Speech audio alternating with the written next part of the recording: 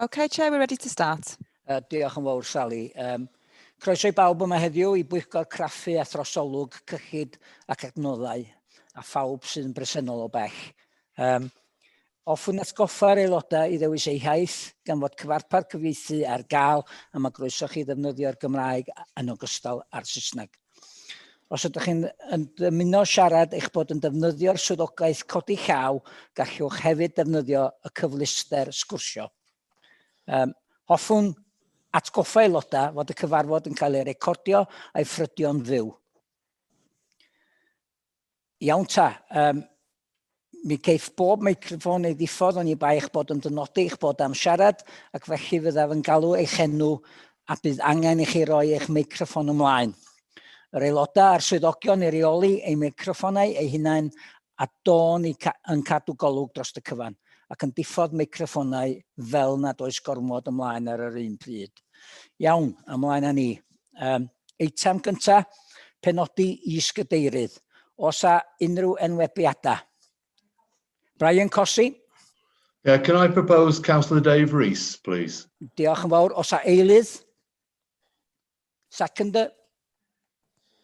Peter Lewis? Chairman, I'd like to second Councillor Dave Rees. Thank you, Harry. Os na unrhyw enwebiadau eraill? Peter Lewis? Hello, Peter. Hello, Chair. I was just trying to reduce my hand, so I've managed to do that. The nomination I wish to make has been made. All right, thank you. Right, is there anybody else also unrhyw enwebiadau eraill? Nag oes? Di pawb yn gytun a fod David Rees, just codwch eich dilo. We need to take a vote, Chair. Oh, sorry, we need to take... So, I will need to read your names out individually. Okay, so Councillor Phil Capper. Yes, in favour. Councillor Jeff Corrie. Yes, in favour. Councillor Brian Cossey. In favour. Councillor Pauline Heap-Williams. In favour. Councillor Andrew Hinchliffe. In favour. Councillor Chris Hughes. In favour. Councillor Ronnie Hughes. In favour. Councillor Wyn Ellis-Jones.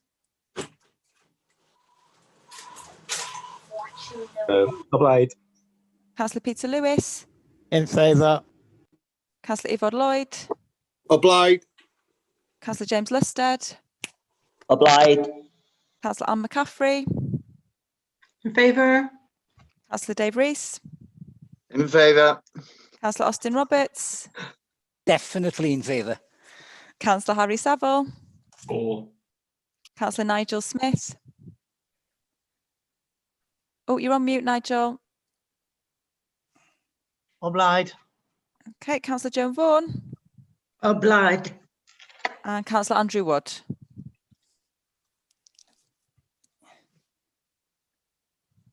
Andrew? I think you're on mute, Councillor Wood. If you just do a thumbs up or down.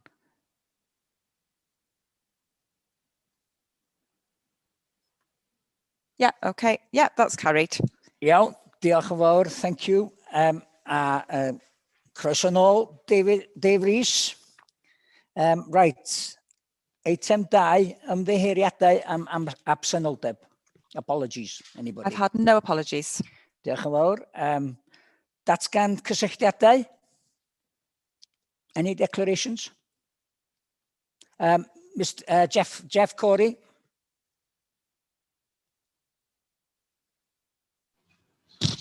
Hi, Chair. Page 53, to consider report in relation to the disposal of tier prints raceway. That's on a list of task and finish groups. I wish to declare an interest in tier prints as I do work there. That's fine, Councillor Corrie. There's no report actually coming. You just need to declare that interest when the report comes through. Thank you. Diolch yn fawr, Jeff. Any other declarations unrhyw datganiad arall? Nag oes, iawn, o'n i mlaen. Eitem 4, materion brys. Osa unrhyw materion brys, Dawn? I'm not aware of any, Chair. Thank you. Right, eitem 5, y cofnodion. Cymeradwyo cofnodion y cyfarfod y gynhalwyd ar y 7fed o'r 9fed blwyddyn yma. Wedwch chi, os a rywun yn cynnig bod nhw yn gywir? Peter Lewis, diolch yn fawr. Os a eilydd, Joan Vaughan, I can see. Diolch yn fawr. Can you just lift your hands to say everybody's happy? Iawn, lovely. Diolch yn fawr. Right then, item 6, cwestiynau I aelodau'r cabinet, questions to cabinet members. I'm not aware of any, Chair. Okay, thank you. Diolch yn fawr. Item 7, adolygu blaen raglenni gwaith, the forward plan. This is to be led by Dawn Hughes. Over you to Dawn. Thank you, Chair. So, morning members, the forward plans are on pages 13 to 64 of your agenda packs. Can I just advise you of some changes to the forward plan? So, the annual review of the asset management plan will now be coming to the meeting on the 19th of October. The health and safety update report that was scheduled for this meeting has been moved to the 2nd of November. Also, the report on the growth deal that was due to come on the 2nd of November, but it's been moved to the 16th of November as the North Wales Economic Ambition Board is not meeting until the 23rd of October. Therefore, the report won't be ready in time for the meeting on the 2nd. I don't think I've got any more changes to advise you of, members.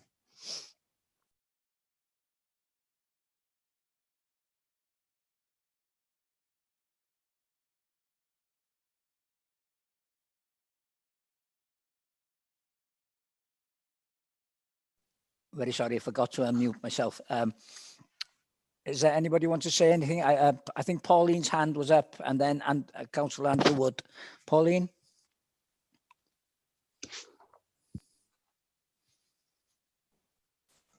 Yeah, just a query. There's a meeting on a joint meeting of the Finance Resources and Education and Skills in December. Is there any idea of the date for that? Yeah.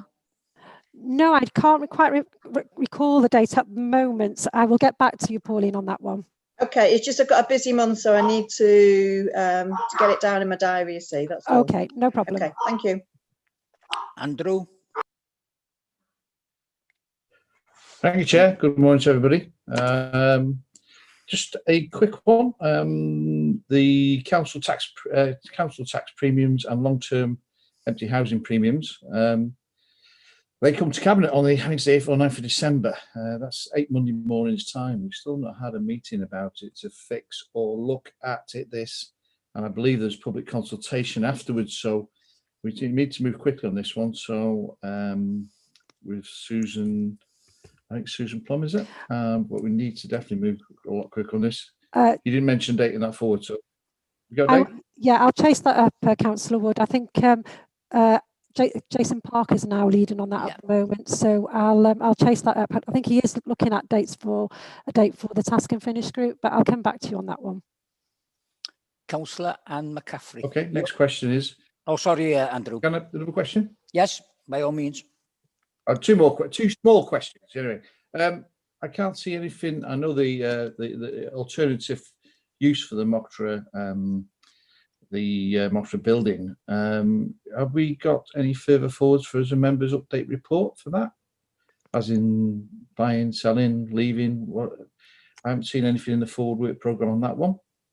I'm not aware of any, Chair. You could let me know about that one. And well, we need to put that somewhere for members. Members need to know about that, don't they, really? So, and another little gripe of mine is there's 28 reports are waiting a month or a year to be set at the end of the thing. So it's 28 reports, which really need to go into at least a quarter of next year or need to have some sort of date set. I know things are hard at the moment, but if we can, that would be helpful for everybody. Chair, can I just come in? Yeah, I am working with officers, and as you can appreciate, Councillor Wood, you know, they are quite busy, and we are looking at dates of when they can come, but I can assure you I am working with officers.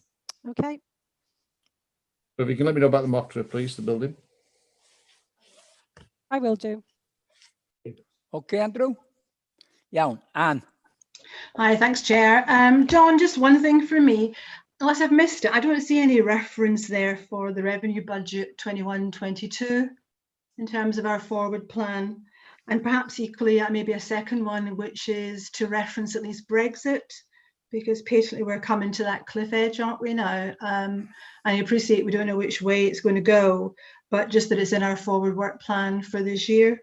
Okay, I'll take those on board. And I think there's a report coming on the 2nd of November regarding the recovery plan. So we might know more then when the revenue budget reports are coming through. Yeah, but I wasn't meaning for this year, Dawn. I was actually meaning for next year. Okay, I'll speak to Andrew outside of the meeting. Okay, thanks very much. Right, I can't see any other hand up. Is there any more questions on this? Marcus? Okay, we shall move on. Oh, yes. Can you just show of hands, please? Okay. Iawn, lovely. Diolch yn fawr. Ymlaen at item 9. Adroddiad cynnydd yr rhaglen adnewyddu, and I believe Emma Roberts is to lead this one. Hi, good morning, everybody. Obviously, as part of the agenda, I've been coming on a monthly basis to give you a progress update on the Renewable programme. As you can see, the covering report is similar to the first covering report you had, and just gives an overview of what the programme does and where it's at and where it's come from and why it's been established. So what I propose to do is go into the Appendix 1, which gives you the Renewal Programme progress update about each of the projects that are involved and the programme overall. Just to make a note on the covering report, there is a reference to the planned opening of public spaces group, and this group does also report into the programme, and it's a working group that ensures there is a coordinated approach to handling requests from the business community across the county as they reopen. And the group's remit is to provide an enabling role so that any obstacles can be identified and where possible overcome, whilst at all times recognising the need to keep visitors and residents safe. So that group does also meet on a more than weekly basis, and they do report into the programme. In terms of the progress made, you can see from Appendix 1 on the WorkWise, under WorkWise 2020, which is the first project around looking at the office spaces. The buildings work stream, in terms of access to office spaces and staff going into office spaces, obviously we've all been told to continue to work from home. And for those who really do need to go into an office space because there's no other alternative, the whole online process is complete now, where they complete the risk assessment and do an office access approval form, and that's all logged and signed off via the head of service. We've also got weekly reports based on that information now, detailing the number of staff in office spaces on a weekly basis compared with their office capacities.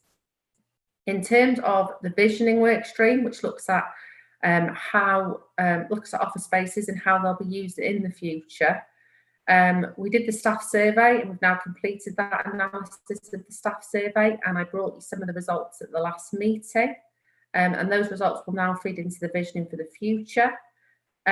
During September, we had a number of workshops with staff and elected members joined in, and we talked about different scenarios for future working, and the results of this will also feed into the vision for the future.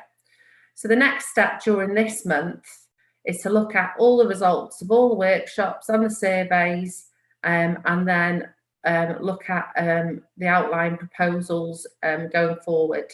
But all of that will be consulted upon and brought forward to the democratic process also.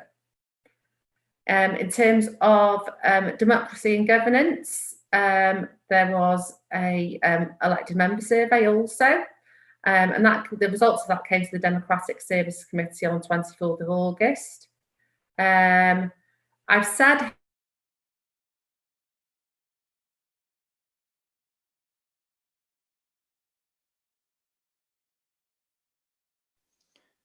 Hello, Emma. Are you still there? You've frozen. In this report, council. Oh, am I still here?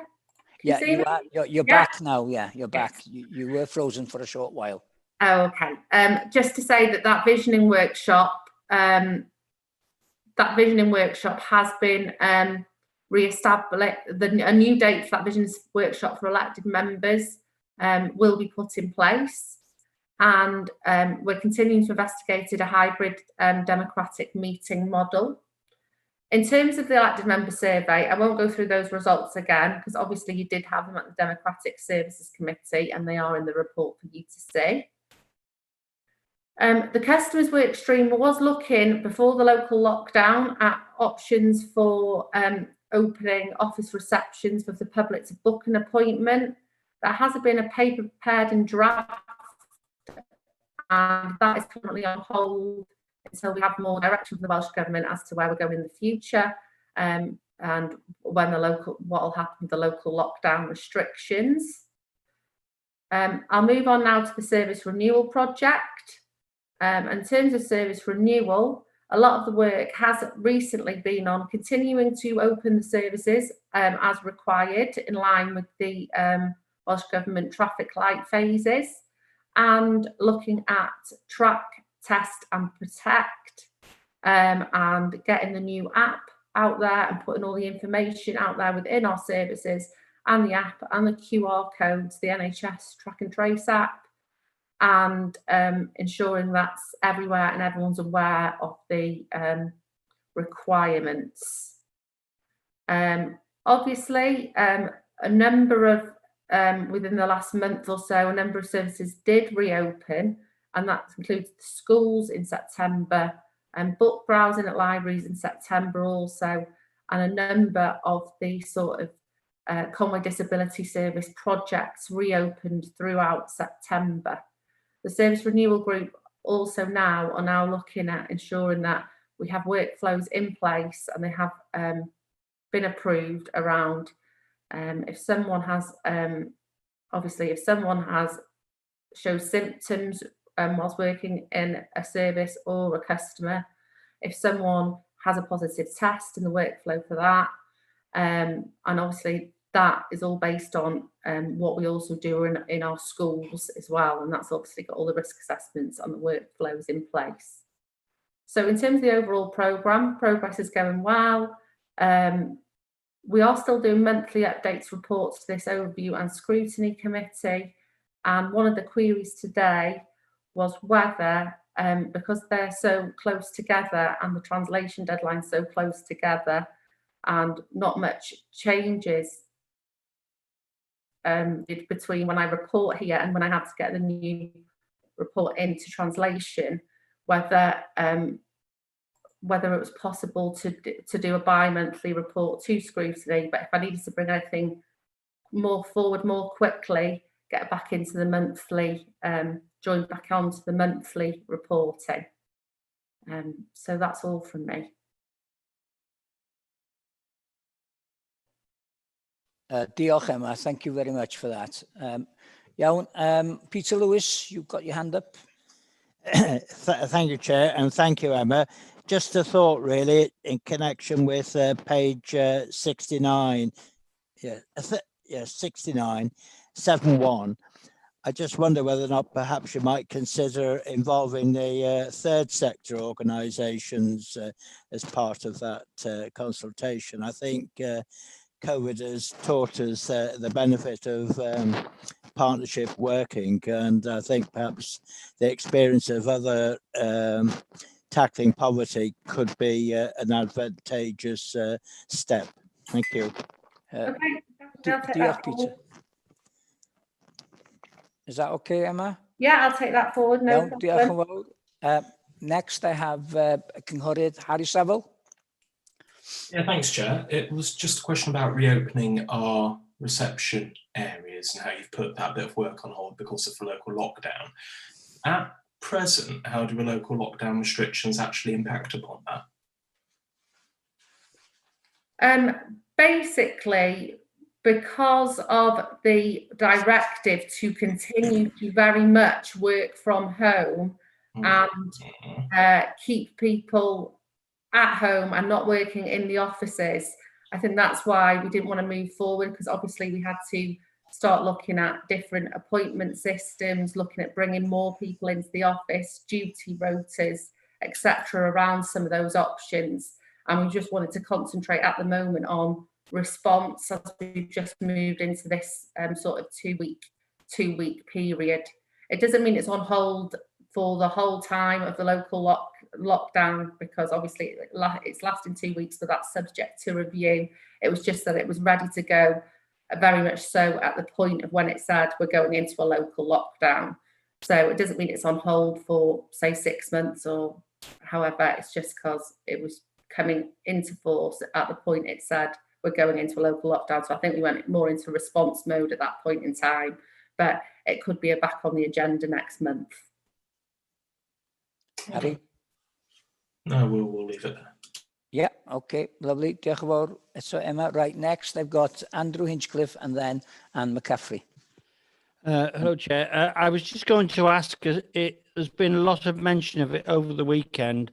I realise that by working from home, people are saving their transport costs. But as we go into winter, a lot of people will be keeping their houses warm all day to be available for working. I just wondered whether you'd done any research or any part of the work as to whether the costs of our workers being at home was greater.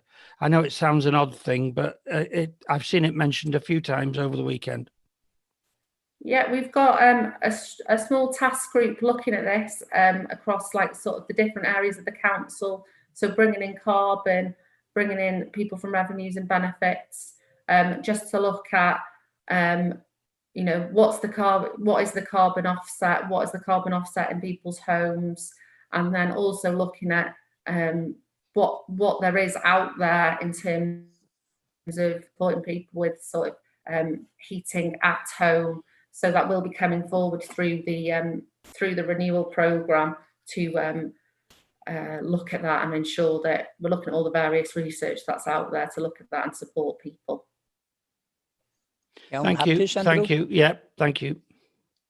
Diolch yn fawr. Anne? Thanks, Austin. Couple of things. Thanks, Emma.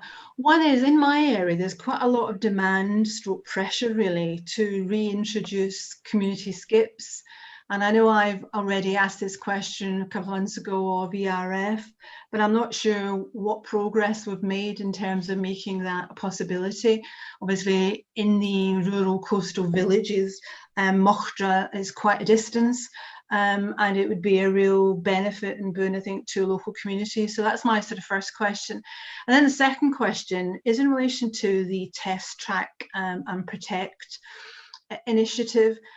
I'm not sure, are we going to have, and maybe this question isn't for you really, Emma, but are we going to be having some sort of report to one of our committees so that we can really understand the performance, the cost, and the sort of the success really of the local test tracking and isolate? I mean, as we know, that's a key driver of us trying to minimise the transmission of this virus.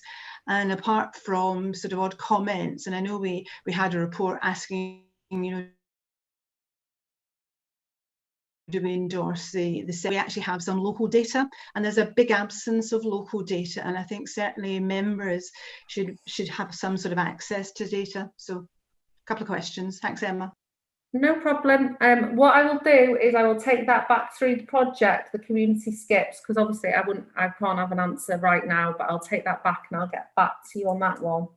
And the Test, Track and Protect, I think that's something also that we can take back through and see if there's what we can do and what type of, if there needs to be a report, what type of information that we could pull and bring to you. So I will take that back as well to the programme, if that's okay.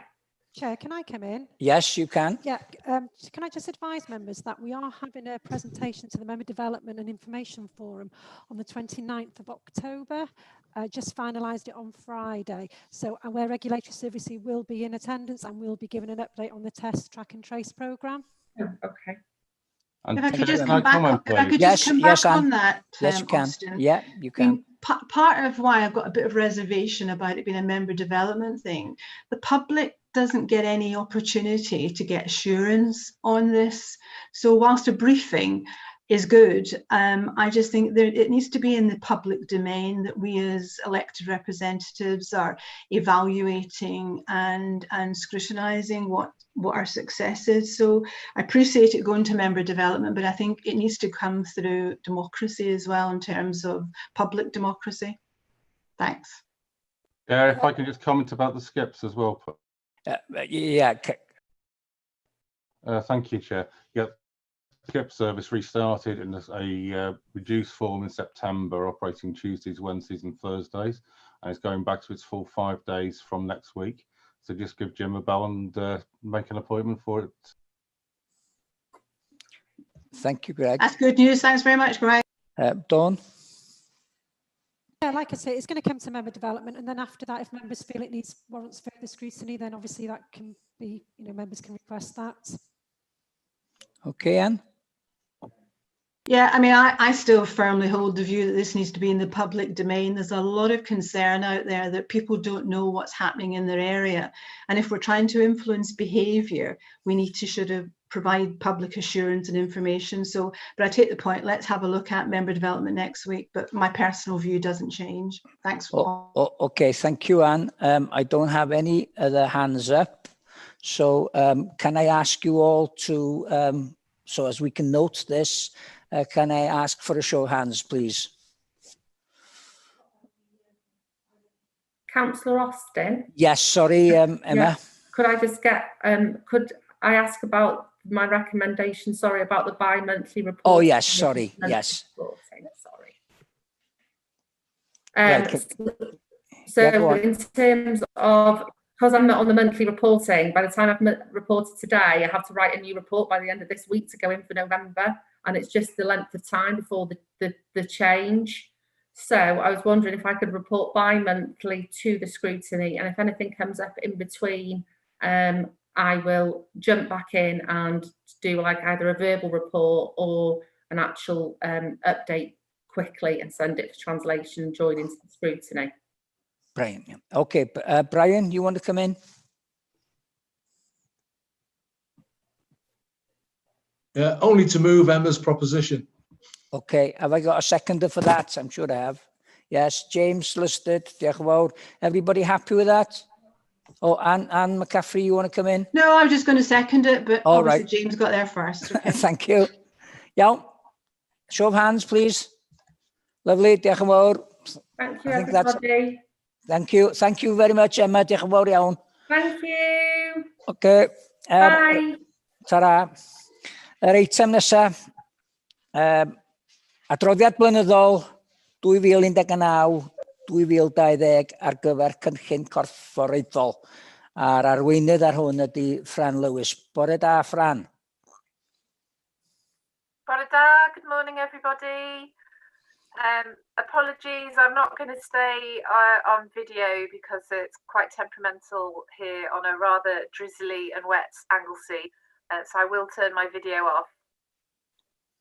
If I can take you to page 82 of the pack, and I'll take you through the annual reports. So as members are well aware now, the annual report reflects on the previous financial year. However, as we all know, our world's changed dramatically at the end of March as we entered lockdown.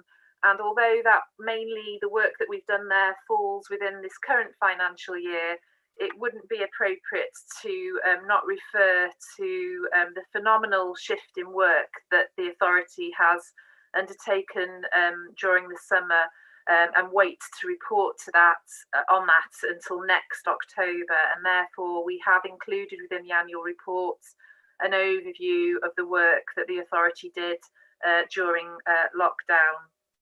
I do need to highlight to members that because of lockdown, we don't have year-end figures for some areas. As we moved into lockdown, obviously year-end work had to be put on hold. And although we have discussed with services about whether that information can be collated, we did move into recovery. Clearly, we are still in a response phase, and therefore the priority focus has had to remain on delivering the frontline service for some services areas. You'll also note that there's a lack of benchmarking information this year, and that is owing to the fact that Welsh Government cancelled their year-end data as well. So just to bear in mind that this year our annual reports in terms of performance data hasn't been as comprehensive as you would normally expect. If I can take you to page 89, that gives you the overview of how the corporate plan actions and measures have performed in the last financial year. You will note that overall we have a lot of greens and ambers there, but I do want to highlight the areas of underperformance and give you assurance as the work that's going on there.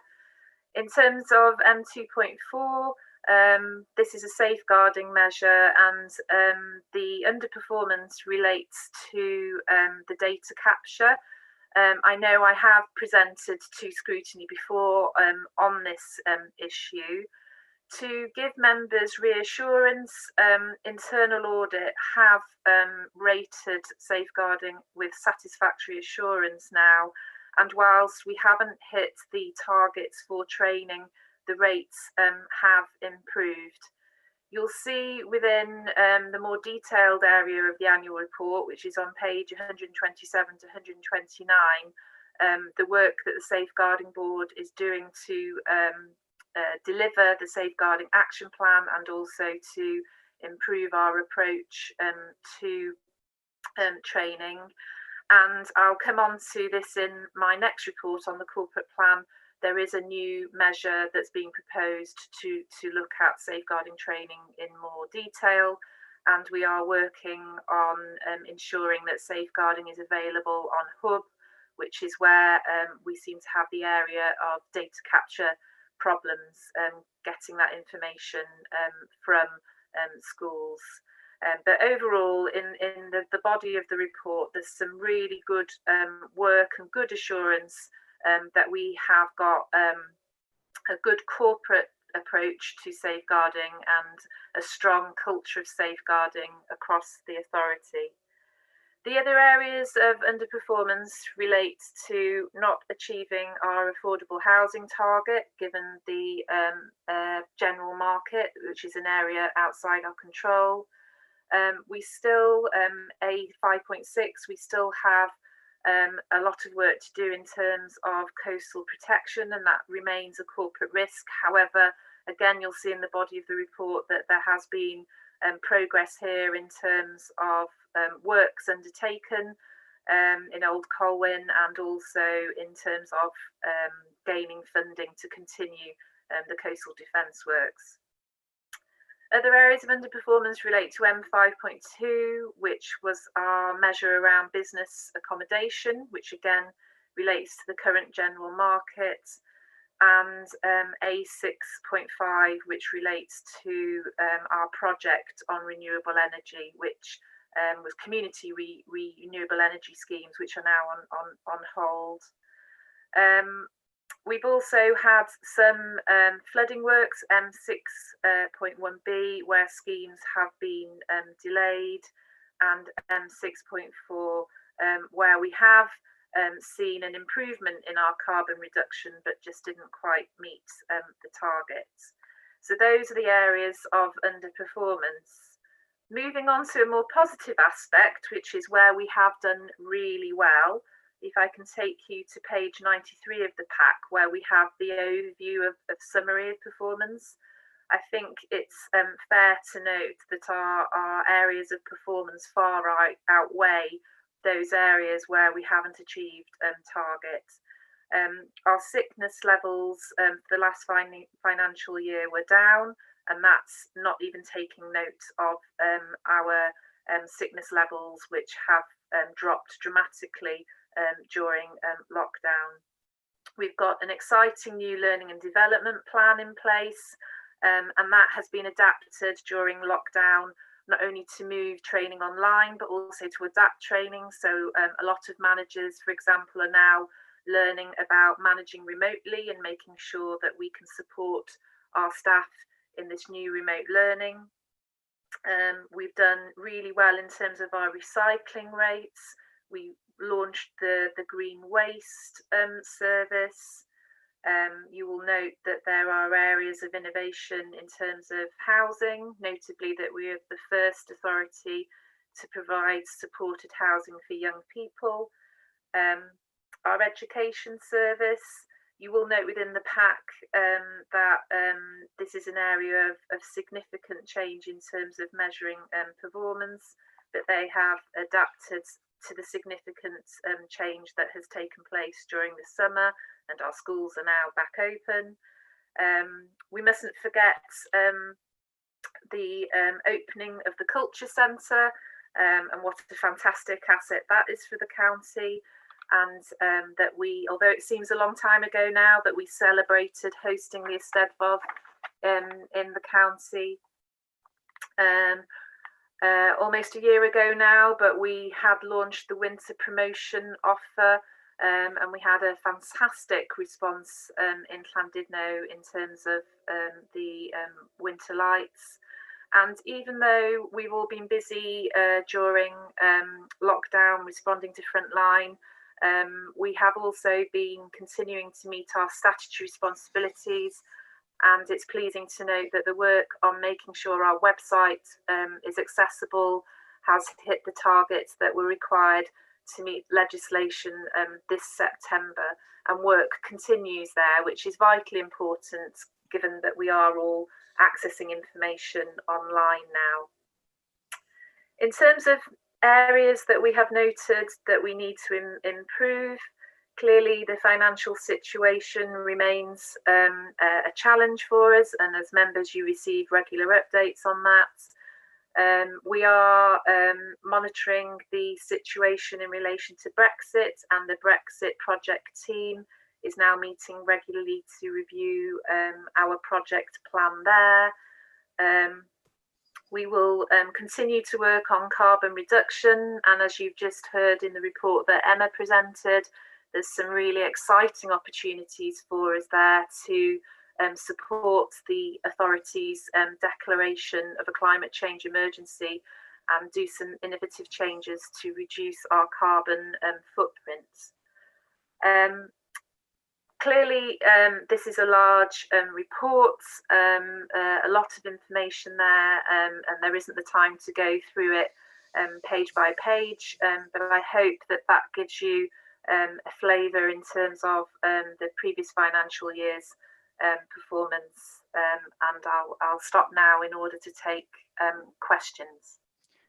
Diolch yn fawr, Fran. I've got Councillor Pauline Williams. Pauline?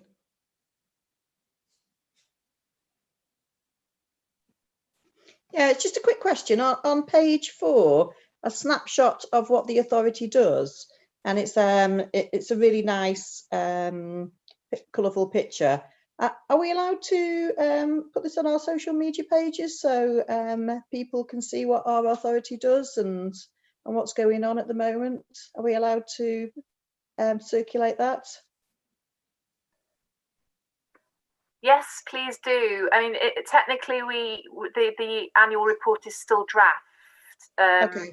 It requires council approval later this month, but I wouldn't see that page altering in any way. It's statistical information. Okay, thank you. Diolch yn fawr, Pauline. I've got Peter Lewis and then Chris Hughes.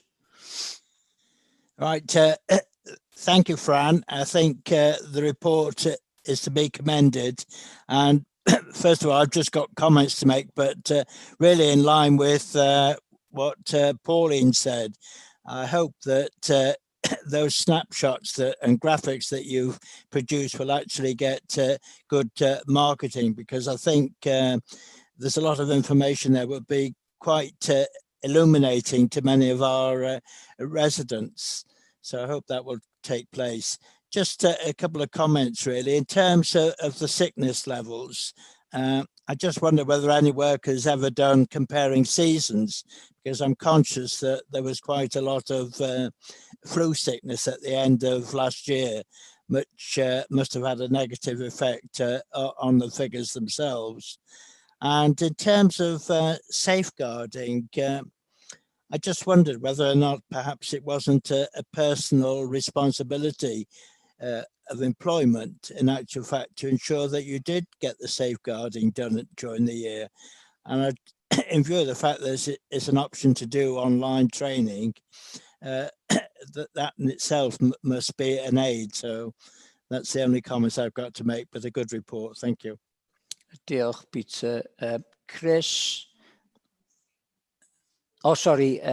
Fran wants to come back in. Fran?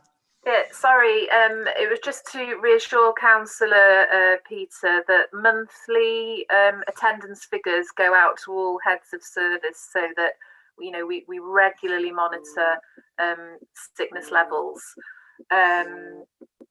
In terms of safeguarding, again, a monthly report goes out to all heads of service so that they can see where their training levels are.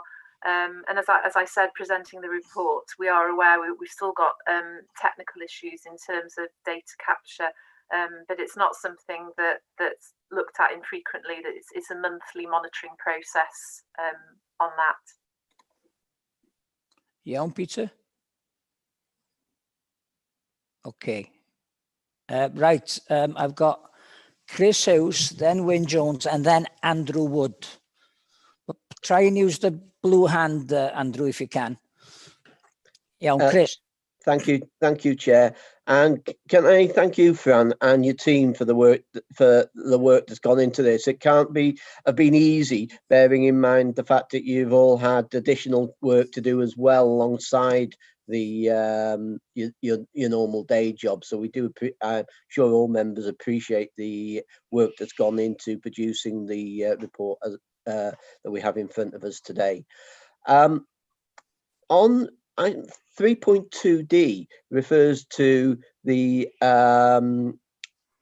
monitoring of the political agenda and preparing accordingly for the EU exit, for EU exit. However, being here in Conway, in such close proximity to the to Holyhead and to the borders, we're conscious, or I'm certainly conscious of issues that could arise, and I'm also conscious of the fact that we haven't really had a briefing in any way or updating on this issue for some time. And I feel, I know Anne mentioned it before, and I do feel that members need to know what's going on this issue from a local perspective. The national issue is the national issue, but from a local perspective and how things might impact on us with what may or may not happen in Holyhead. I think we do need to have some clarity on that if you're able to assist us with that in any way. I'm just wondering whether Anne wants to respond to this one in terms of chairing the Brexit project team. We have restarted the project team to monitor the discussions that are ongoing with Brexit, but I don't know if Anne wants to comment. Yeah, only one. I put my little blue hand up just as you mentioned my name, Fran. So I think that's eminently reasonable request, Chris. We, as Fran said, we have set up or re-established our working group, and it's only reasonable for you as members to be aware of what we're looking at and how we're looking at it, and the risk registers we're looking at in both the short, the medium, and the longer term. So I think a report can come forward. Yeah. Thank you. And it's, you know, there are local issues that could affect us, and I think we should be aware of them and see what there is around the table, around the members, that could, any ideas, any thoughts, or anything that can come forward. But also it helps communicate to our communities, doesn't it? Yep. I really appreciate that. Sorry, Iwan. No. Just to comment, this time last year, Brexit was one of our biggest worries and biggest risks. It's sort of, I wouldn't say it pales into insignificance, but it's certainly been pushed down the worry tree, as it were. But yes, absolutely fair that you should be aware as members as to what we're looking at. Diolch, Iwan. Right, Cynghorydd Wyn and then Andrew. Diolch Cadeirydd, ymddiheuriadau, dydy nghysylltiad i ddim yn dda iawn bore yma. O ran, felly, lle ddim rhoid y fideo fi ymlaen. Mae'n beth da. A diolch yn fawr am yr adroddiad. Diolch Cadeirydd. Mae yna lot fawr o wybodaeth da ddefnyddiol wedi, ac mae yna negeseuon cadarnhaol iawn yn yr adroddiad, a mae'n cael ei gyflwyno yn ffordd dda iawn. Mae gynnu bryder yn edrych ar tudalen 94 o ran yr iaith Gymraeg a'r gwaith da sydd wedi cael ei wneud.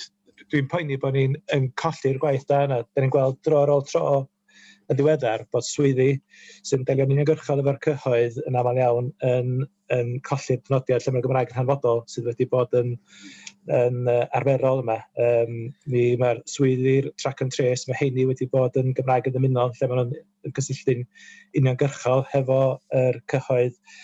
Da ni glywed yn cyfarfod dwytha bod yr pennaeth yr adran newydd diwylliant a cymunedau fydd honno y swydd yna yn Gymraeg yn ddymunol hytrach nag yn hanfodol.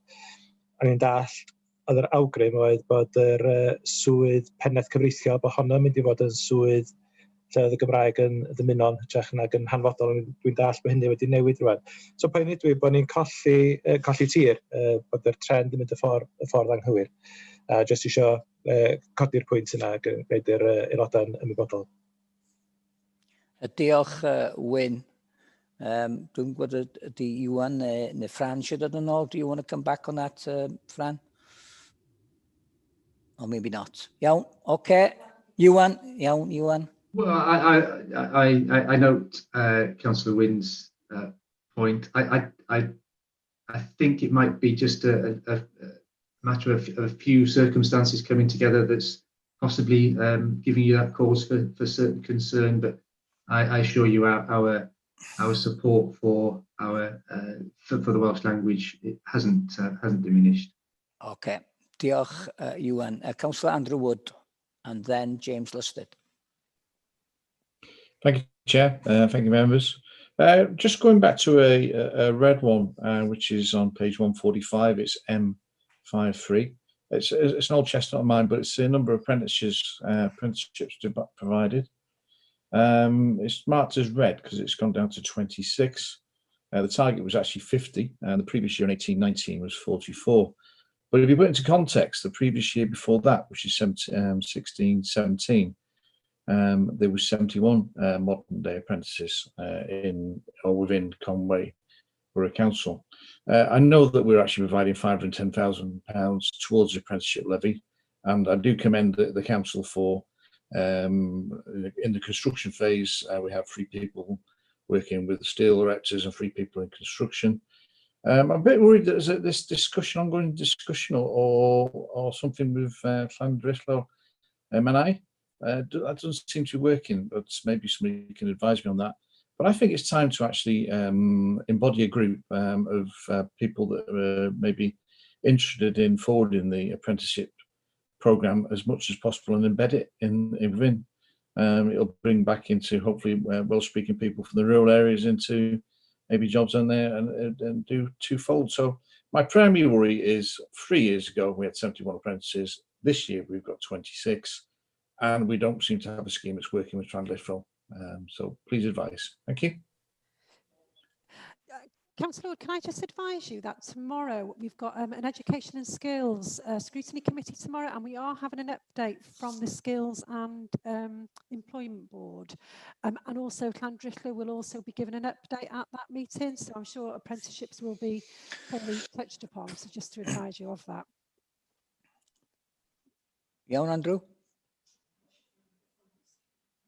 Fran? Is there actually a topic actually on tomorrow's education and skills? Yes, it is. On this? Yes. I shall have a look at that then. Thank you. Okay. Fran, did you want to come back or?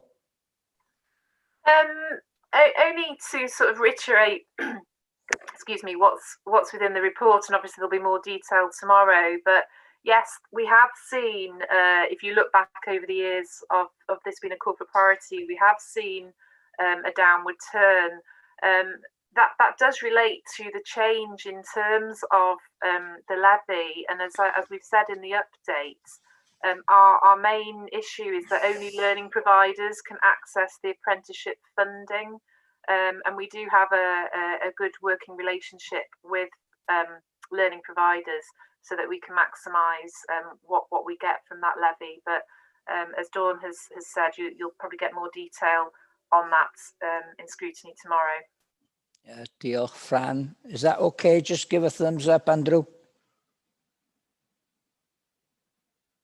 Yeah, okay. Iawn, Cynghorydd James Lusted ac wedyn Charlie McCoubry. Diolch yn fawr iawn, Cadeirydd. Yes, I just wanted to really commend and thank Fran and her team for this report. I welcome it indeed, and I think it's great that we do have these graphics and stuff to bring clarity and that highlights to the services that have been offered, you know, not just in normal times, but through the COVID pandemic as well. And I also wanted to say thank you very much indeed for making accessibility a priority as well, so that everyone is able to access the information, whether it's via video, BSL, or you know, subtitled videos, etc. And that's been an important thing that we've all seen over the last few months. So I just wanted to commend and really congratulate the team for this, and I would like to propose the recommendation that members approve the annual report today. Thank you very much indeed. Diolch yn fawr iawn, Fran. Diolch yn fawr, James. Charlie? Diolch, Austin. Councillor Hinchcliffe touched on it before, and I think we are actually underestimating the effect on our carbon footprint of working from home. So in my personal situation, heating would go on for half an hour, 40 minutes in the morning. We're up or away. We're all out of the house for maybe 8 hours a day. As of today, when it's a bit chilly, my wife's in one part of the house, my son's had an nice day from school and somewhere else in the house, I'm somewhere else because we all need a bit of privacy for a meeting. So the whole house is being heated for another 8 hours. So it'll easily double my carbon output, just purely having to heat the whole place. Coedpethla, we know 70% of our staff living within 5 miles of Coedpethla. That building will still need to be heated. It's open plan. You can't section a little bit off and say, oh, we'll just keep that nice and warm and toasty in the winter. So we'll have a big building, which clearly not everyone's going to be able to go into, but those people will still be at home and they'll still have their fires on and they'll still be using electricity and all the rest of it. So I can see that having a real impact on our carbon, and I'm not sure, given the proximity of where our staff live to, that will necessarily be counterbalanced by the savings from travel. And so I think it's something we should be aware of. And there is also a cost to that as well. If, again, my wife normally commutes to the Wirral, so we're saving a lot of money on fuel. But if she worked a mile away, would that saving balance what it's costing to work at home? I don't know. But more from a carbon footprint thing, I think that's a real risk that we haven't fully considered. And I can't see how we're going to make cuts and make savings in our carbon output based on these challenges. Thanks, Chair. Diolch yn fawr, Charlie. Fran, do you want to come back? Yes, really, really valid points. And Emma has touched on this in terms of the Workwise 2020 project. We are very much looking at this. We have a work stream that focuses on carbon reduction. We're currently at the position where we are asking Welsh Government whether they could come out with a standardised formula for exactly the point that you raise. It would be a logistical nightmare to try and plot the carbon footprint of every single member of staff on the basis of their personal house and accommodation and how well insulated it is. But we are looking to see how we can make that calculation to balance out exactly those points you raise in terms of not just business travel, but commuter travel that we're saving on, and how that balances out against our current estates. Obviously, part of the WorkWise 2020 is looking at how we work longer term and how we review our working arrangements in the future, and that's a key calculation as part of the project team. But as I said, we're still trying to liaise with Welsh Government about a standardised formula that could be comparable across Wales. Iawn. Okay, diolch, Fran. You happy with that, Charlie? I think our officers will very quickly come forward with bills, gas bills, electric bills, which will clearly highlight how their spend has increased in the winter compared to last year when they were working. So I think that evidence would be actually relatively easy to get from, because we all get billed every quarter. So thank you. Thanks for your response. Sorry? Who wants to come in? Iwan. Iwan, ti eisiau dod I fewn? Yeah. Just to say that our unions have already raised this as an issue, not in an aggressive way, but they've identified it as a presenting issue over the winter months as well. Okay. Iawn. Diolch yn fawr. Right. Nesa mae gennau y cynghorydd Nigel Smith, wedyn Gronwy Edwards, a wedyn Greg Robbins, a dwi'n ymwybodol bod gennau gynnig, a fyddai ar ôl Greg Robbins i siarad, fyddai'n gofyn am eilydd, a fydda'n ni'n mynd i'r bleidlais. Felly, Nigel Smith nesa. Thank you, Chair. And Fran, thank you very much for this report. Just looking on page 14 at the regulatory and housing services, and I notice in there that we don't actually have any targets for the percentage of planning applications determined on time. And I think going back in my memory, we've had a few contentious issues where the planning committee have been at odds as whether to approve or disapprove an application, and officers have reminded us that financial costs, which they say are quite substantial for non-determination of an application. I'm quite surprised that there are no targets set for that. Also, the PAM 019 below that, appeals determined that are upheld the authority's decision in relation to planning applications. There's no target for that, but there's also wondered whether we actually report appeals that are lost for those, do we have the figures for the amount of appeals that we are losing? And my other question is to do with recycling. We've obviously put out our green waste recycling out to a third party. Has that affected our recycling figures, or does the amount of green recycling still allotted to us as a county? Thank you, Chair. Diolch, Nigel. Fran, do you want to come back on that?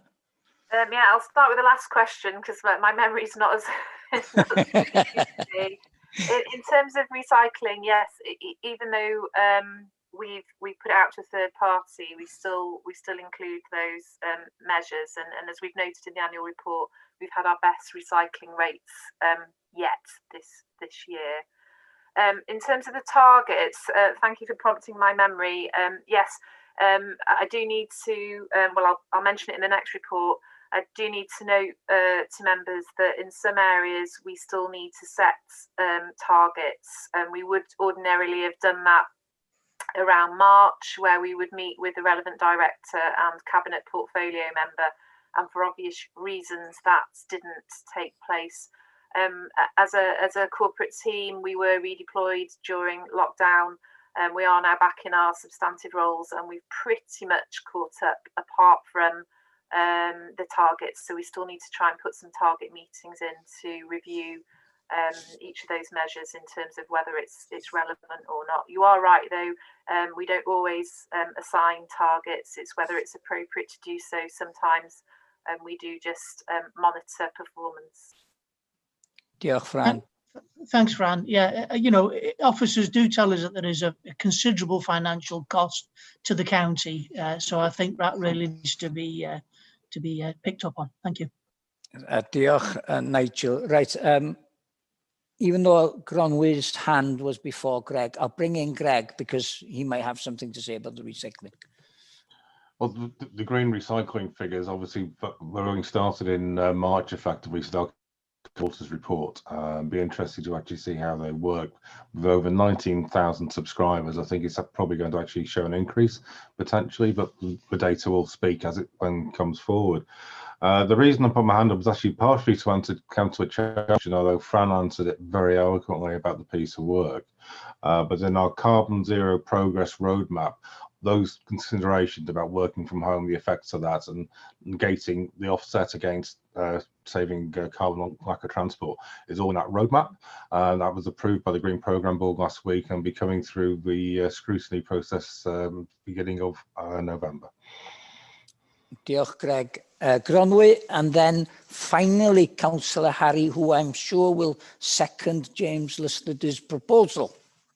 Thank you, Chair. Just a quick point. I think the point that Councillor Underwood about apprenticeships is a real concern because obviously there'll be far less scope, I believe, this year. I had a meeting with RWE about the new Gwynter Moor or the Awel Moor scheme they proposed to build off the coast. And I did say that apprenticeships should be very much part of their thinking going forward. But certainly with the challenges we see in Broughton and the aerospace industry, there's be a limited amount of apprenticeships on offer, and we as an authority working remotely who have given apprenticeships in the past, there'll probably be a challenge there as well. So it is a real cause for concern because hospitality, you name it, all the sectors are struggling. So apprenticeships will be few and far between, but it is a great area of concern, and I share Councillor Wood's point. Diolch. Right. Finally, Harry. Yeah, thanks, Chair. I just want to second James's proposal. Diolch yn fawr, Harry. Right, so dyna ni gyfeillion. Da ni mynd i'r bleidlais I argymell a cymeradwyaeth i'r Cabinet ac i'r Cyngor. Iawn, Sally? Yeah, Councillor Phil Capper. Yes, in favour. Councillor Jeff Corrie. In favour. Councillor Brian Cossey.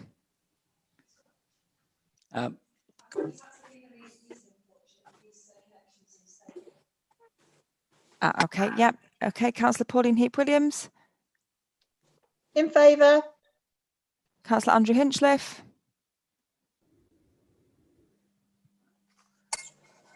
For. Councillor Chris Hughes. For. Councillor Ronnie Hughes. In favour. Councillor Wyn Ellis-Jones. Obliged. Councillor Peter Lewis. In favour. Councillor Yvonne Lloyd. Obliged. Councillor James Lusted. Obliged. Councillor Anne McCaffrey. In favour. Councillor Dave Rees. In favour. Councillor Austin Roberts.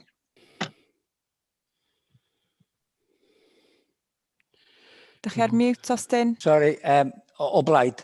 Okay, Councillor Harry Saville. For. Councillor Nigel Smith.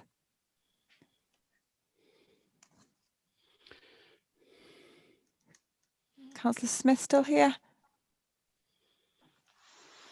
No, okay. Councillor Joan Vaughan. In favour. And Councillor Andrew Wood.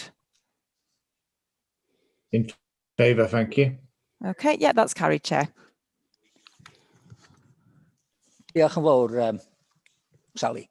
Reit, symud ymlaen.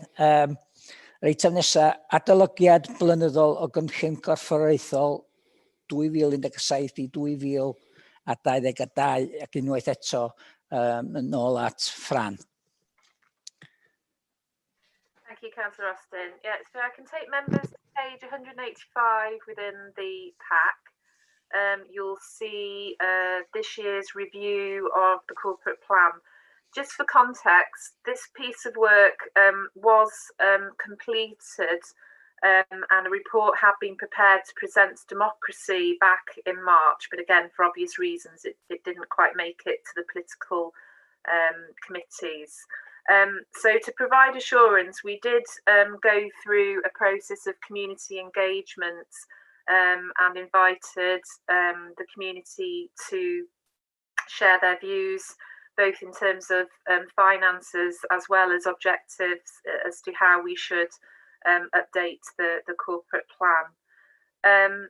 Given that obviously the world has changed significantly since we prepared the report in March, we undertook a light touch review in August with those officers who have responsibility in completing objectives within the corporate plan, to gain their views as to whether the priorities were still appropriate.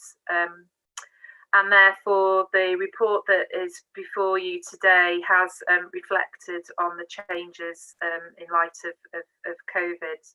You'll note at the start of the report that it does come with a very significant caveat. Whilst obviously Conway will strive to deliver on the objectives within the corporate plan, we really are in times of great uncertainty, and the delivery of these new objectives will depend on how things progress with COVID, so just to bear that in mind. We're also proposing that, given that we are now in October, that this corporate plan review covers an 18-month period to take us to the end of the political administration. However, in terms of our statutory obligations, we may need to bring the review of the corporate plan back through the political process in April, just to comply with those statutory obligations. However, in the new year, we will be starting the process of the extensive work we need to do for the new corporate plan for the new administration. We'll need to complete a needs assessment by May 21. We'll be holding workshops with you in either virtually or together, who knows. In June 21, we'll be undertaking further engagement over the summer of 21 with the general public, in order that we can have a new corporate plan draft ready for around February, March 22.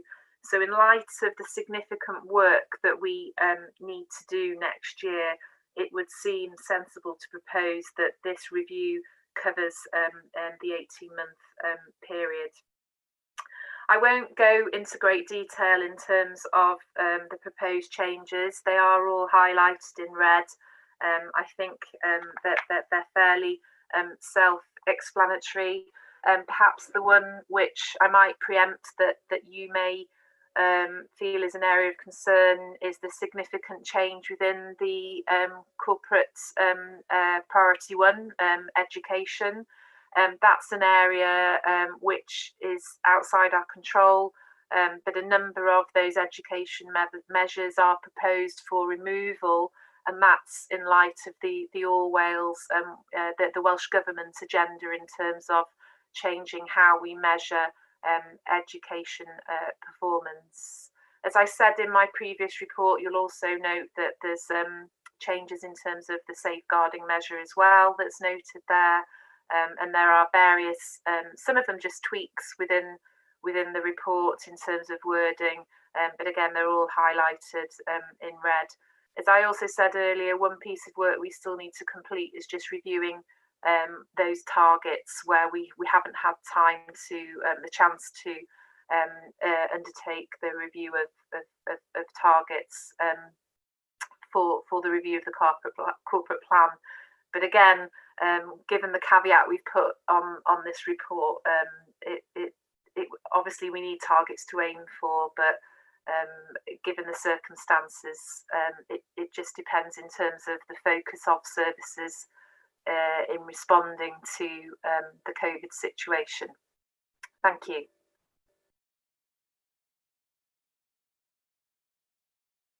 Diolch, Fran.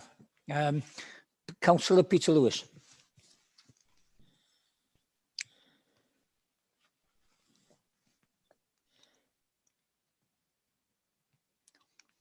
Councillor Peter. Thank you, Chair. I think the adjustments that Fran has proposed in this report are appropriate, and also the 18-month period. So I'm happy to propose the recommendations as they appear on page 180. Diolch, Peter. Anne McCaffrey. Oh, sorry, Harry Saville first and then Anne McCaffrey. Yeah, thanks, Chairman. I just want to second Peter's proposal. Diolch, Harry. Councillor Anne. Thanks, Chair, and thanks, Fran. I mean, obviously, these are difficult times that we certainly need to review what we're prioritising on. I mean, I would agree with you completely. COVID has had such a significant impact on our communities, on individuals, and obviously on the council, and therefore in terms of how we probably operate and respond. And the first area that occurs to me is education, and that's obviously the first in terms of within our corporate plan. How do you think, and does the education team feel that we've got the balance right there in terms of what we're planning to do in this 18 months? And specifically thinking about the accelerating learning agenda, because patently our pupils have had, 6 months plus loss of learning, and there is quite a mountain to climb. Not everywhere, but whether it be in year groups or sectors, or indeed just within individuals. So I don't actually see anything that reflects that, and I'm wondering therefore if there ought to be something in there that has that as a priority for us. The second area is probably around communities. I mean, I mentioned that COVID has had quite an impact on our communities. And obviously we know, don't we, that, finance is a huge issue for us, and the challenge on that's not going to be letting up. And I'm not so sure I see within this plan for the next 18 months how we're going to build upon what was good actually within communities, because there was a lot of capacity that rose up within the last sort of 6 months. And, so therefore the question is, to what extent within the plan for this 18 months, and never mind beyond, and that's a different plan, but in this 18 months, how are we embedding the enabling role versus the delivery role? Because, in my area, for example, there are half a dozen really strong community groups who have bridged the gap, actually, that Conwy Council could never have filled in terms of meeting community needs. And I'm not sure that we've got sufficient attention within that sort of building and collaborating, as Peter Lewis said earlier, with third sector and indeed with community groups. I know we're stretching out and outreaching to town and community councils, but in some respects, they are, to a degree, they are like funders, and it's not about deliverers. So those are two key areas that concern me. And maybe the sort of third one I'd mention, and it comes back to the safeguarding / training sort of issue of our teams. I mean, patently with remote working, face-to-face training becomes an issue, mentoring becomes more difficult to do. When I look at the safeguarding in the last year, what we just looked at, I mean, the numbers probably have doubled in terms of reporting of vulnerable incidents. So legal training across the whole of our council staff is really, really important, as indeed is service induction training. So I don't know, have we got sufficient attention to drive that? Because this has been a legacy, long-standing issue for us. We've responded to corporate induction, which is good, but what about service induction, legal training, which isn't just safeguarding, it's e-safety, it's accidents, it's manual handling, it's all sorts of things. So those are sort of 3 areas that I just asked for some assurance, really. Yeah, Fran, have you got an answer? Sorry, Iwan wants to come in. Iwan? Diolch, Austin. So the 3 issues, the education one, massive work in progress, and there's as mentioned earlier, education scrutiny tomorrow. Looking at the GWARE, part of looking at is the GWARE work plan going forward, so that should give some support there. The second issue, community resilience, community support. We are, doing a lot of work around community hubs, with especially around family centres, etc., community hubs. So there are things there, and the training issue. It's a really big shift for us, as you say, Anne, moving to more remote working. And it's one of the things that we need to work really hard at and think really hard about how we get that balance right as we return to something like, is it normality, and get that balance right between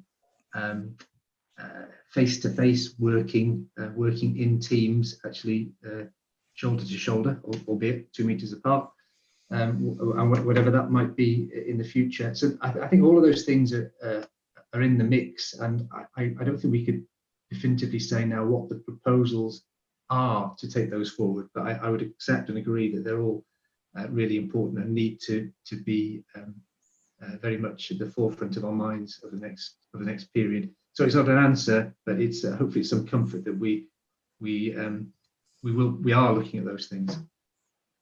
Anne?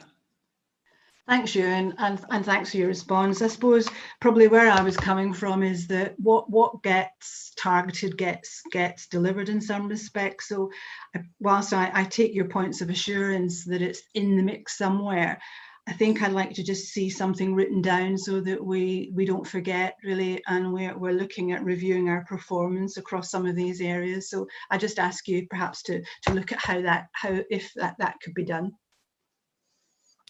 Yes, we can look at that. Yeah, okay. Charlie McCoubry. Yeah, thanks, Chair. Just specifically on the education, speaking as a parent, I think we end up in a world sometimes where we're so busy trying to measure everything that people haven't got time to actually do what they're supposed to do. I see that a lot in the medical profession and in our teachers, that they compile hosts and hosts of statistics, but they've very little physical time to spend face-to-face with our children. We've got this pandemic to face with. There's unequal opportunities. One of my boys is off for 2 weeks, self-isolated, the other one is not. It's going to be really, really difficult for our teachers to bring them all back to where they should be. And to have to deal with targets and stuff when they're trying to maintain that service, I think would be absolutely wrong. So I'm really, really supportive of just giving our teachers the head and just trusting them to do what's best for our children, because that's what I need to know, that they're doing the best for our children, not I get a measurement which they fail at because they're too busy trying to do other stuff. So I'd be supportive of the proposals in here. Thanks, Chair. Lovely. Diolch yn fawr. Iawn ta, does gynna i neb arall. Felly, o'n i, mae gynna i gynigydd ag eilydd bod ni'n... Sorry? O, sorry, mae'n drwg gen i. Mae Iwan eisiau dod yn ôl I fewn. Diolch unwaith eto, Austin. Just before you move to the vote, I just wanted to take this opportunity to thank Fran for bringing these 2 reports to you. As we know, she, like others, have been immersed in other areas of work during the early part of this year. And for her to be able to bring these reports to you, or to us now, is really impressive. So thanks very much, Fran. Diolch, Iwan, ac a I hefyd ategu y diolch. Dwi'n siŵr ar ran I gyd I gwaith Fran. Thank you, Fran, for all your work, and thank you, give our thanks to your team as well. Right, ymlaen ni ar bleidlais I argymell bod ni yn cymeradwyo hwn i'r Cabinet ac i'r Cyngor. Right, Sally. Councillor Phil Capper. In favour. Councillor Jeff Corrie. In favour. Councillor Pauline Heap-Williams. In favour. Councillor Andrew Hinchliffe. In favour. Councillor Chris Hughes. In favour. Councillor Ronnie Hughes. In favour. Councillor Wyn Ellis-Jones.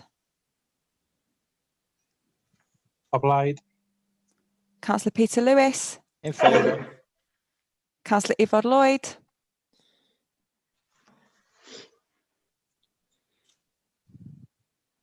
Councillor Yvonne Lloyd.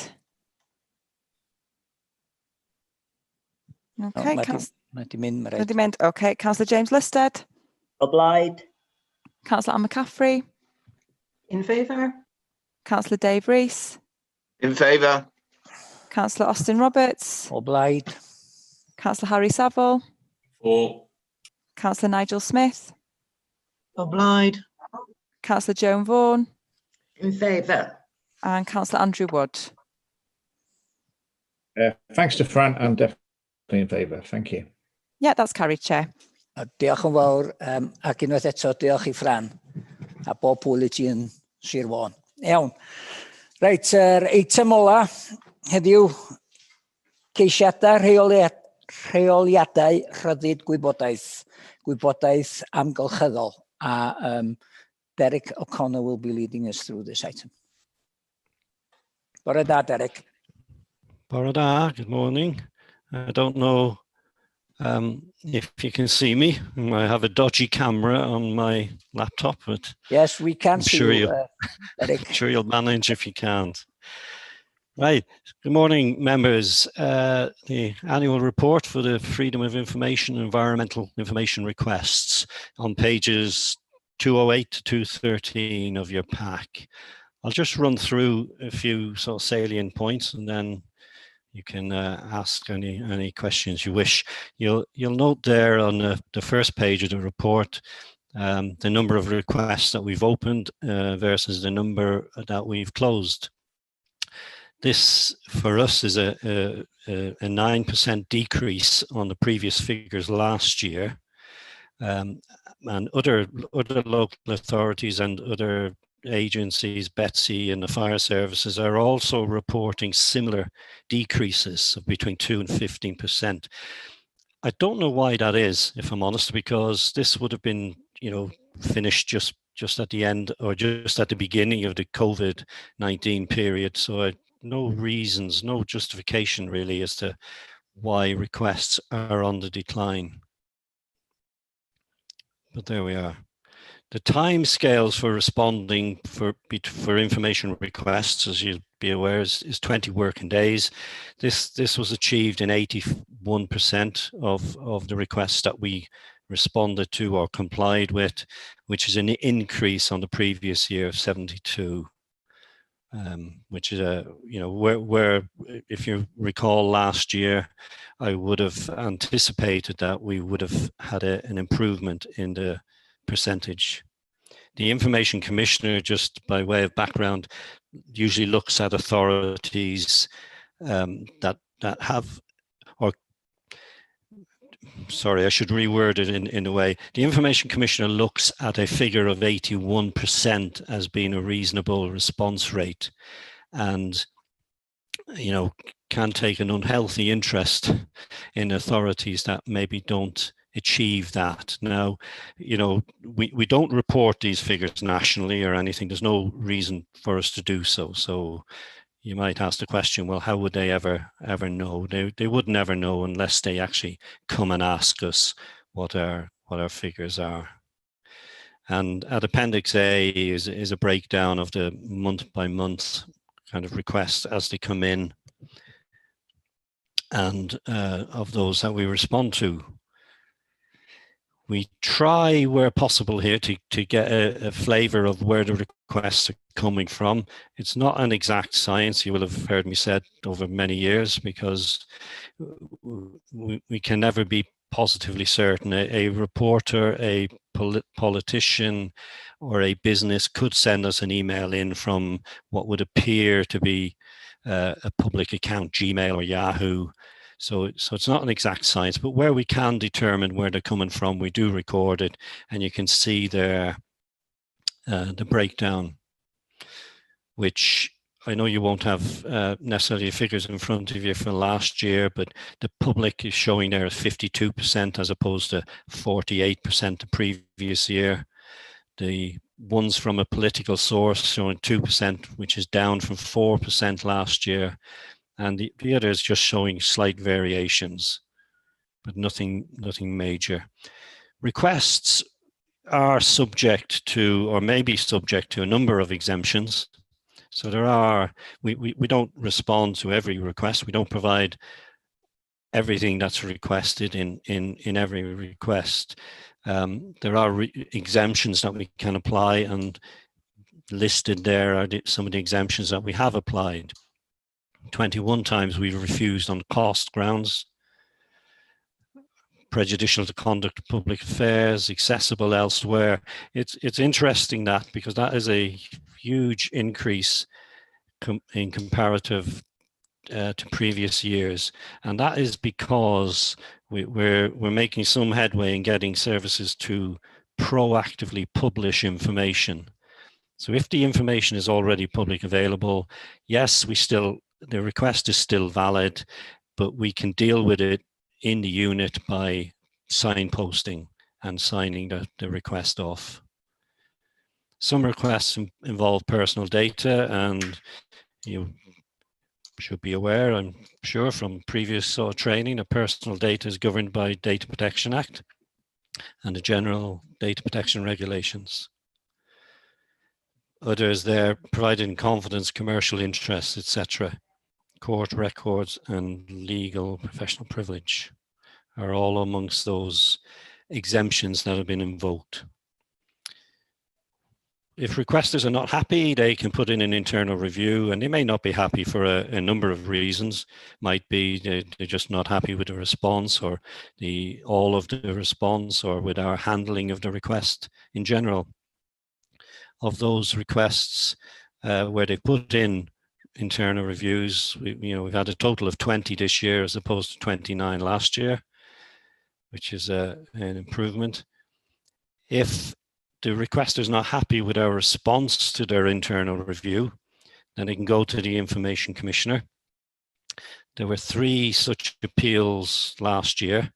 And at the time of writing this report, none of them resulted in the need for the Information Commissioner to make a decision notice, but one of them is on the go at the moment, and I'll tell you which ones here. These 3, one involve Abergele traffic proposals. There was an Atkins report done about the traffic situation in Abergele, and members of the public were trying to get access to that report. It wasn't disclosed because the report contained proposals which may or may not ever come to fruition, and would have maybe done more damage than good by putting it out there if people thought the properties were going to be compulsory purchased, or there's going to be increased traffic down certain streets. The requester went to the Information Commissioner, but because of COVID-19, the Information Commissioner took the view that they would just hold that back in abeyance. And we assured the requester that nothing was going to happen anytime soon anyway because of the situation. And when the issue is revisited, there would eventually be a public consultation, so people will get their say on that anyway. So that was withdrawn, if you like, and the Information Commissioner didn't need to make a decision notice. The other 2 probably won't surprise you to hear we're around the Mocktra Business Park and looking for access to the fact-finding report, which was refused, it was withheld.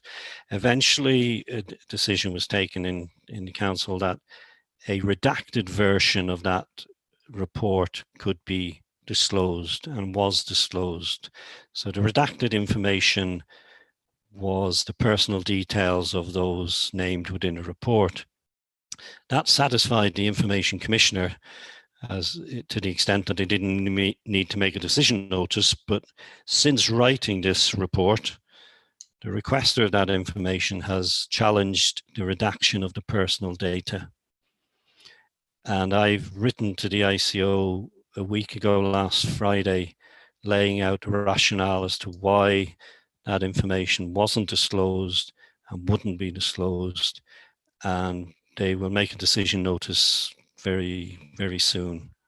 I'm sure you'll get to hear the result of that as it comes through.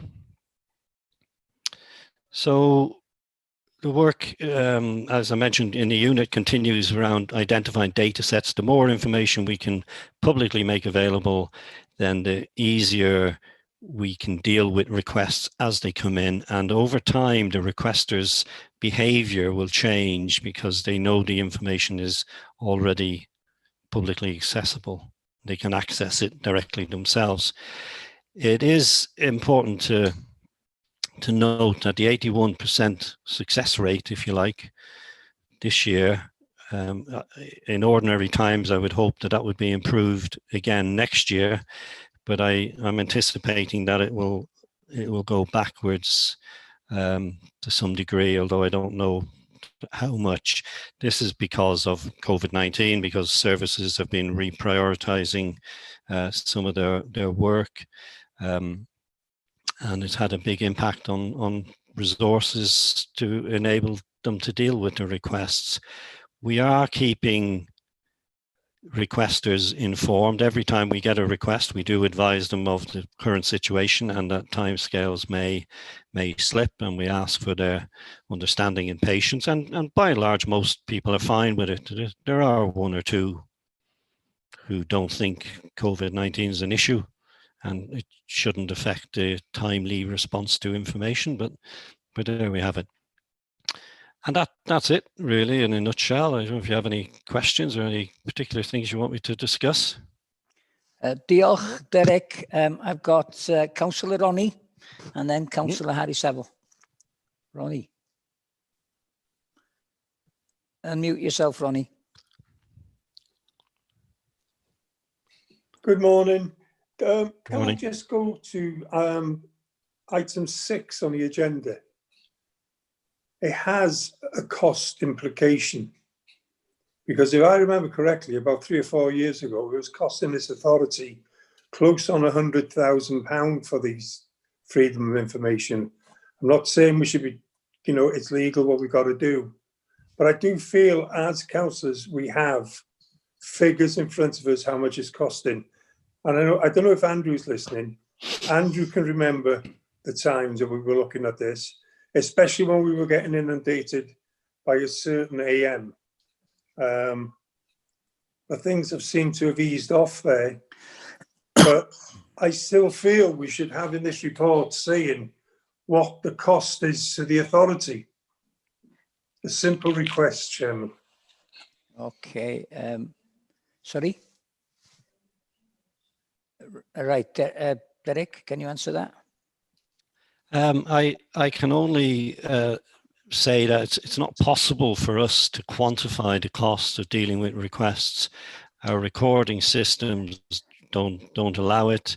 A request may be very simple and can be dealt with quite quickly, and conversely, it can be very complicated and can involve a number of services. It's not possible by our systems to be able to put a figure on the time it takes, or the work involved, or the people involved, the seniority of people involved. It's just not quantifiable. Yeah, I take issue with that, Chair. Because 4 years ago, we went through the same process and we had costs. Nothing has changed. People are still looking for the information, but we had the system in place where we actually knew the cost. So what we're just saying is carte blanche to the cost. I don't understand the logic. We should have the costs. It says on the risk register. Are we accepting that? I'm not. I don't mind once I know what the figures are. Right. Yeah, I can see where you're coming, Ronnie. Derek, do you want to come back, or shall I ask Chris Cater to come in? The only thing I can comment on, I don't know where the costs came from, and I'd be interested to know who formulated them and who quantified them. Chair, can I come back? Yes, you can. I suggest the officers go back to when audit committee met about 3 or 4 years ago, where there was a full cost implication sent to audit. No need for any science, just follow the trail back. Right. Derek? I'll make inquiries, certainly. Okay. And, okay. Thank you. Thank you, Derek.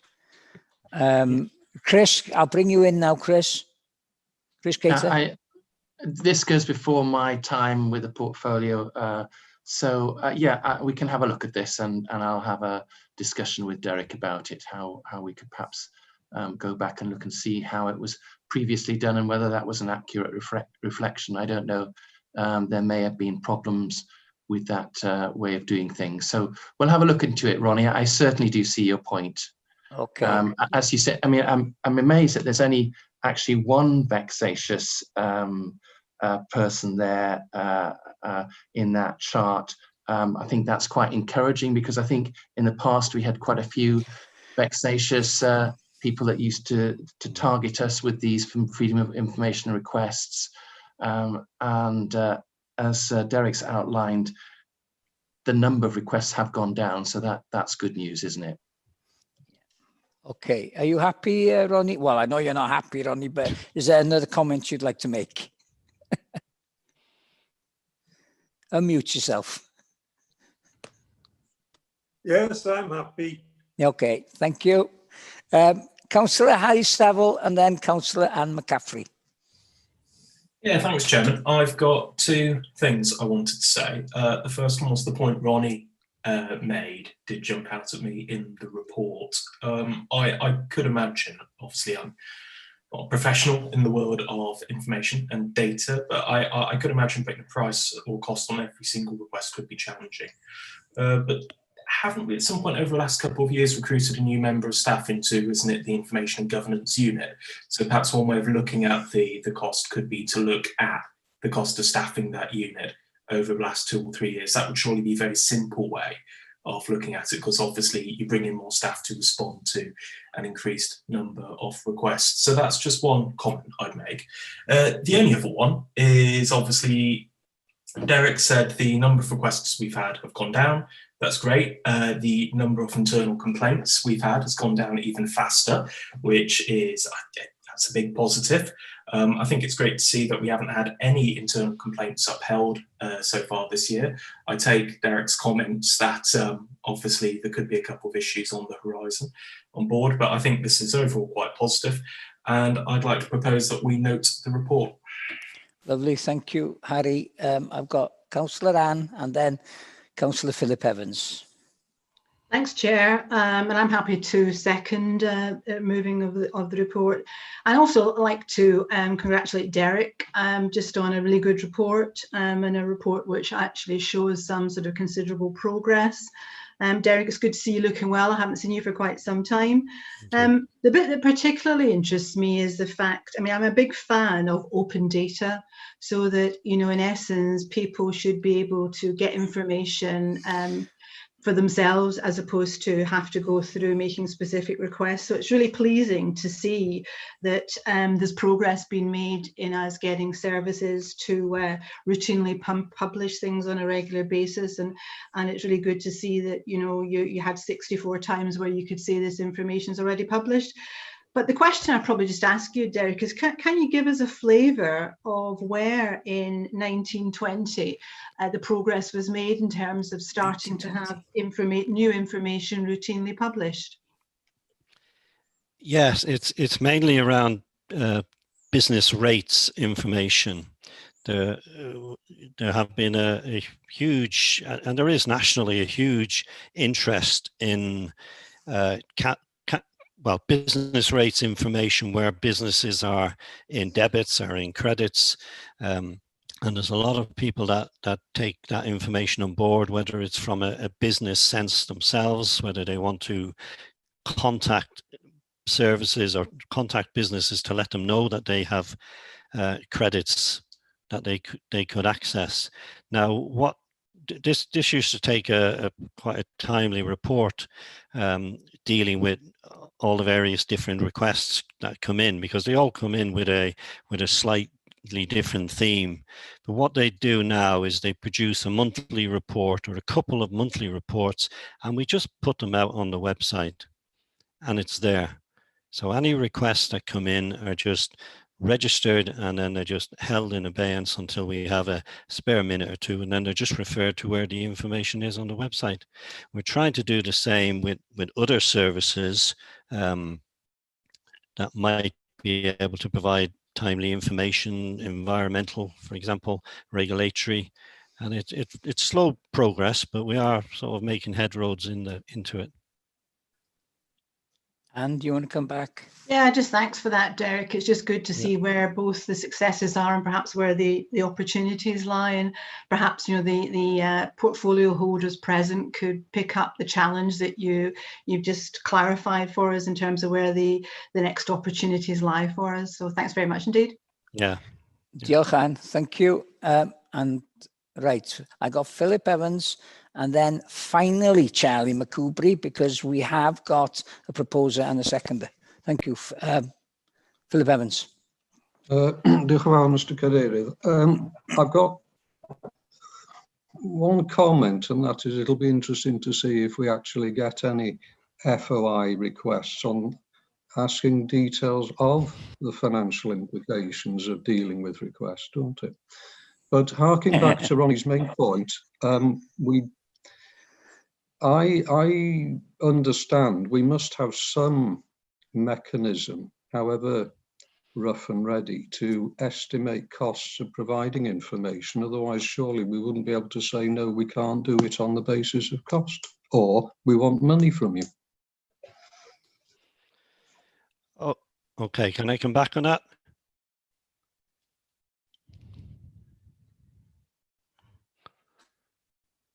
Yes, can I? Yeah, sorry. I thought you might have switched me off there. No. Yeah, it's a very different topic, to be honest, quantifying the costs of dealing with FOIs per se, and then the costs of refusing because of the fees regulations. What the legislation says is if the cost of responding to a request is going to cost more than £450, then we can refuse. Now, how do we calculate £450? Well, again, we're dictated to, we have to use a figure of £25 an hour. So if you divide 450 by 25, you come up with 18 hours. So if a request is estimated to take us more than 25 hours, then we will refuse it. But we have to get although it's an estimate, it can't just be a figure pulled out of the air. So we have to have some rationale. So many requests are calculated within the service and within the unit that they may take 25 hours, they may take 35 hours, they may take hundreds of hours even. And that's a very different kind of kettle of fish when we go back to somebody and say, we're not going to comply with your request because it will exceed the appropriate limit, which is the £455. Thank you, Derek. Philip, do you want to come back?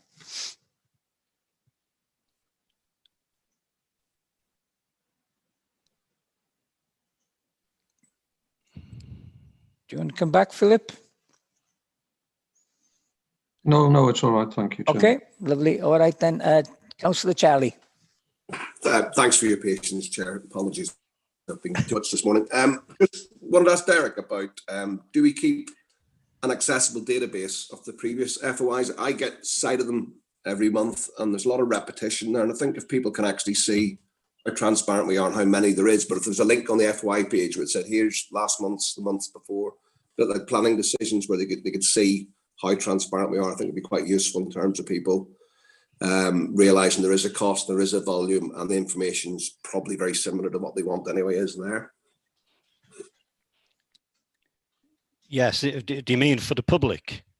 A database for the public? Yeah, just where you can actually, well, as you go to do an FOI, you have the opportunity to click on previous FOIs, and there isn't a lot of repetition. And you think, well, actually, no, they are being transparent, and the figures are there. Maybe I don't need to pursue this. Yeah, that we could produce a disclosure log. Many authorities do, which detail the requests that have been submitted in the past and the answers.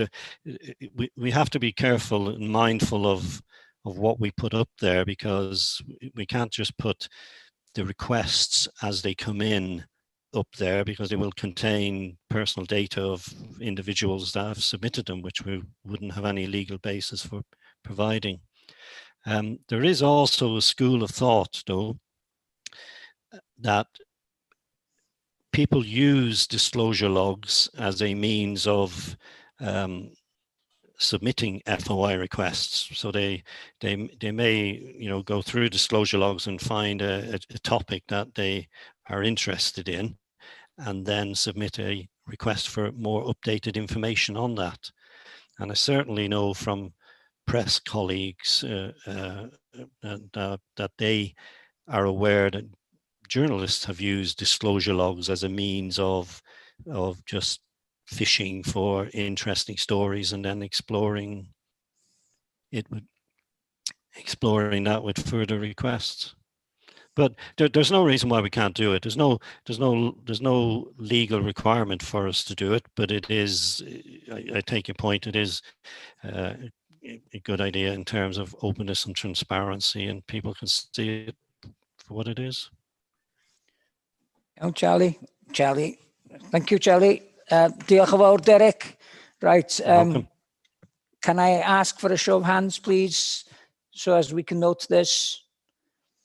Iawn. Thank you.